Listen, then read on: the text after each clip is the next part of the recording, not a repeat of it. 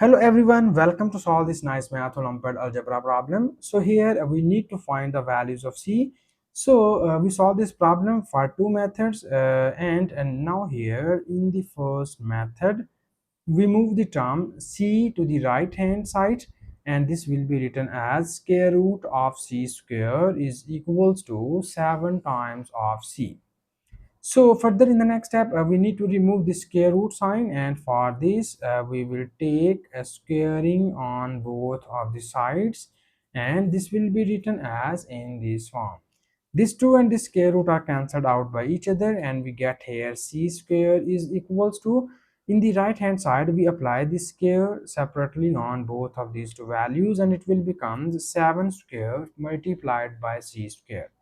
So here you remember that we solved this problem for two methods. I hope so you like both of these two methods, but if you have any other method in your mind, so please don't hesitate to write this method into the comment section. So first we find all the values of c, and then at the last we will be verify that which of the roots are solution and which of the roots are extraneous root. So we move towards the further steps of the solution, and you see that this is c square equals to we have 7 square, and 7 square becomes 49 times of c square. And now we move the term c square to the right hand side, and we get 49 times of c square minus c square is equals to 0. You see that this is the positive term. When we move it into the right hand side, it will becomes negative. And now also you see here both of these two terms involve c square.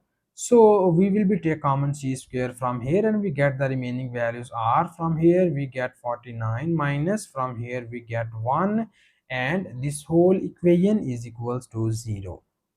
And now in the next step we need more simplifications here, and now we divide this equation. First we write it as c square times 49 minus 1 becomes here 48, and this whole equation is equals to 0. So here our target is to find the values of c. So for this we divide both of the sides by 48. So when we divide both of the sides by 48, this will be written as c square times 48 divided by 48 is equals to 0 divided by 48. So this 48 and this 48 are cancelled out by each other, and we get c square is equals to, this is 0 divided by 48. And we know that when we divide 0 with any other number, it will always gives us the answer is 0. So we get here c square is equals to 0. And this case implies that because c square is equals to 0, so this implies that c is equals to 0 and 0. So here we get the repeated roots, that is 0 and 0. So here in the first method we get these are the two roots of the given equation, but now in the next step we need to verify that is these roots be the solution or is these roots be the extraneous root. So for verification of this, we need to copy down given question statement. Here it is square root of c square divided by c is equals to 7. And now we first verify the above values of c here. And when you put this value here, we get square root of 0 square divided by 0 is equals to 7. And this implies that you know that 0 square becomes 0, square root of 0 becomes 0 over 0 form is equals to 7. And now in the next step you see here in the left hand side we get 0 over 0 form, and in the right hand side we have 7. So you know about that in the left hand side, because this is 0 over 0 form, or usually we will be called that it is the indeterminate form. So if our left hand side is indeterminate form, or in other words we say that it is undefined form. So if our left hand side is undefined, this means that both of the sides are not equal, and if both of the sides are not equal, this concludes about that the value c is equals to 0 is not satisfied our given question statement.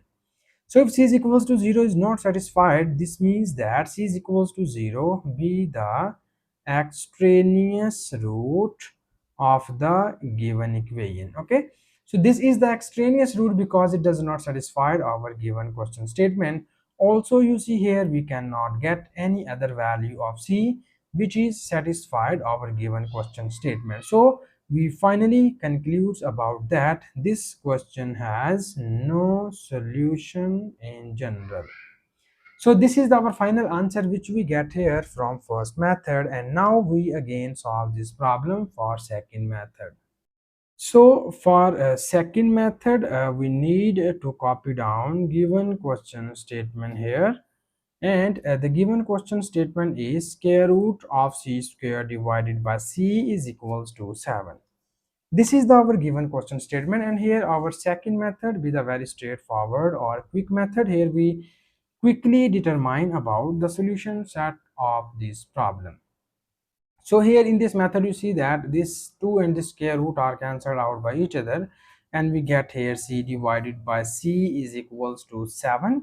And now in the next step we have this c and this c are also cancelled out by each other, and we obtain 1 is equals to 7. So if 1 is equals to 7, this is not a possible case. It is not possible that positive 1 is equals to positive 7, because these two values are not equal in general. So here this means that we cannot this means that in the second method the value of c does not exist, or in other words we say that we cannot get any value of c which is satisfied our given question statement.